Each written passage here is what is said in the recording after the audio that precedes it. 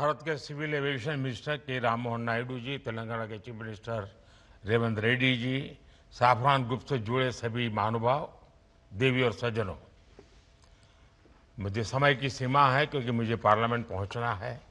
राष्ट्रपति जी का कार्यक्रम है, इसलिए मैं लंबी बात न करते हुए बहुत तेजी से कुछ बातें बता करके अपनी बात मैं पूरी करूंगा। आज से भारत का एविएशन सेक्टर एक नई उड़ान भरने जा रहा है।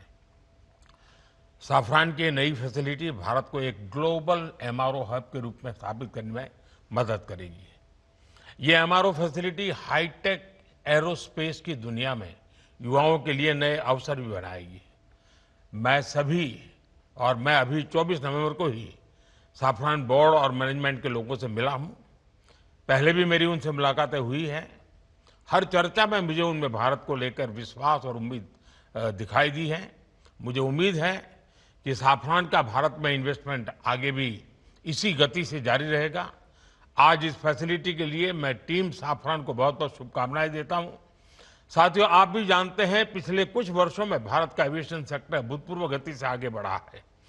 आज भारत दुनिया के सबसे तेजी से बढ़े डोमेस्टिक एविएशन मार्केट में शामिल है। हमारा डोमेस्टिक मार्केट अब दुनिया में तीसरा सबसे बड़ा मार्केट है। आज भारत के लोगों का एस्पिरेशंस एक नए आसमान पर है। ऐसे में भारत में एयर ट्रेवल की डिमांड लगातार बढ़ रही है और इसलिए हमारे एयरलाइंस लगातार अपने एक्टिव फ्लीट को बढ़ा रही है। भारत की एयरलाइन कंपनियों ने 1500 से ज्यादा नए एयरक्राफ्ट का ऑर्डर दिया है। साथियों, भारत के एविएशन सेक्टर में तेज एक्सपेंशन के चलते maintenance, repair and overhaul MRO की सुविधाओं की जरूरतें भी बढ़ रही है। हमारा 85% एमआरओ का काम देश के बाहर होता रहा है। इससे खर्च बढ़ता था, समय ज्यादा लगता था और एयरक्राफ्ट लंबे समय तक ग्राउंडेड रहते थे। ये स्थिति भारत जैसे विशाल एविएशन मार्केट के लिए ठीक नहीं थी।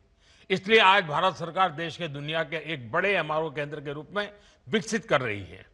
अब पहली बार देश में एक global OEM deep level servicing की सुविधा स्थापित कर रहा है। साथियों, साफरान की ग्लोबल ट्रेनिंग, नॉलेज ट्रांसफर और भारत के इंस्टीट्यूशंस के साथ साझेदारी, इससे देश में एक ऐसी वर्कफोर्स तैयार होगी जो आने वाले वर्षों में पूरे एमआरओ इकोसिस्टम को नई गति, नई दिशा देगी। इस फैसिलिटी से देश के दक्षिण भारत के नौजवानों के लिए रोजगार के अनेक अवसर बनेंगे और हम सिर्फ एविएशन एमआरओ तक सीमित नहीं रहना चाहते। हम शिपिंग से जुड़े एमआरओ इकोसिस्टम पर भी बहुत बड़े स्केल पर काम कर रहे हैं। साथियों, हम हर सेक्टर में डिजाइन इन इंडिया को भी बड़े पैमाने पर प्रमोट कर रहे हैं। मैं साफरान की टीम से आग्रह करूंगा कि आप भारत में एयरक्राफ्ट इंजन और कंपोनेंट डिजाइन की संभावनाओं को भी एक्सप्लोर करें। इसमें एमएसएमईज का हमारा बहुत बड़ा नेटवर्क और हमारा युवा टैलेंट पूल आपको बहुत मदद करेगा। साफरान एरोस्पेस प्रोपल्शन सिस्टम पर बड़े स्तर पर काम करता है।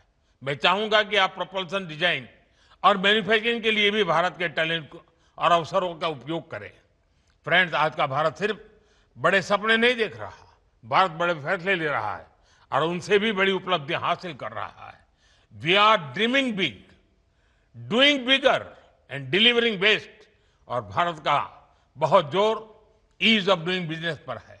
साथियों, ग्लोबल इन्वेस्टमेंट और ग्लोबल इंडस्ट्रीज को आकर्षित करने के लिए हमने स्वतंत्र भारत के कुछ सबसे बड़े रिफॉर्म्स किए हैं। पहला, हमने अर्थव्यवस्था के दरवाजे खोले। दूसरा, हमने अपनी फंडामेंटल्स को और मजबूत किया। तीसरा, हमने बिजनेस को आसान बनाया।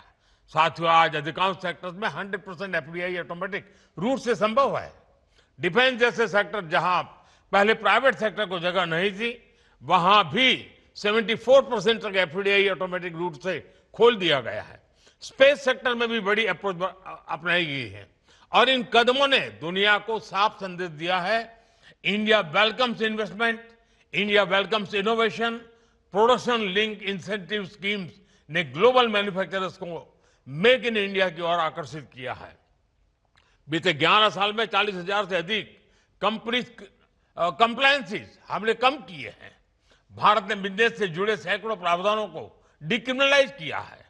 नेशनल सिंगल विंडो सिस्टम ने अनेक अप्रोच को एक ही प्लेटफॉर्म पर ला दिया है। GST reforms, faceless tax assessments, नए लेबर कोड्स और आईबीसी, इन सब ने गवर्नेंस को पहले से कहीं अधिक सरल और पारदर्शी बनाया। इन्हीं प्रयासों की वजह से आज भारत को एक ट्रस्टेड पार्टनर, एक मेजर मार्केट और एक राइजिंग मैन्युफैक्चरिंग हब के रूप में देखा जा सकता है। साथियों, भारत के पास तेज ग्रोथ है, स्थिर सरकार है, रिफॉर्म से जुड़ा माइंडसेट है, बहुत बड़ा यंग टैलेंट पूल है, एक विशाल डोमेस्टिक मार्केट है और सबसे खास बात, भारत में निवेश करने वालों के लिए हम सिर्फ इन्वेस्टर नहीं बल्कि को क्रिएटर मानते हैं। हम उन्हें विकसित भारत की जर्नी के स्टेक होल्डर मानते हैं।